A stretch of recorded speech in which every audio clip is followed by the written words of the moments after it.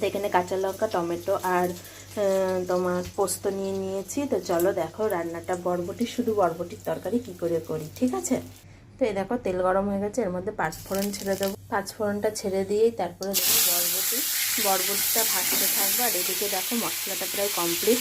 বরবটিগুলো ভাজা হয়ে গেছে, এই যে মশলাটা দিয়ে দিচ্ছি। মশলাটা একটু বেশিই হয়ে গেছে, তো দিয়ে দিচ্ছি লবণ, দিয়ে দেবো হলুদ, দিয়ে দিচ্ছি হলুদ, একটু এগুলো সব দিয়ে একটু কষাবো, মাখা মাখা টাইপের করব সবজিটা।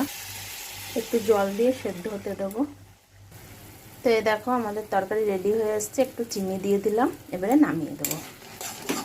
তরকারি রেডি। তো এই দেখো আমাদের বটবটির তরকারি রেডি। আর এই যে ডাল, আর এই যে বেগুন ভাজা।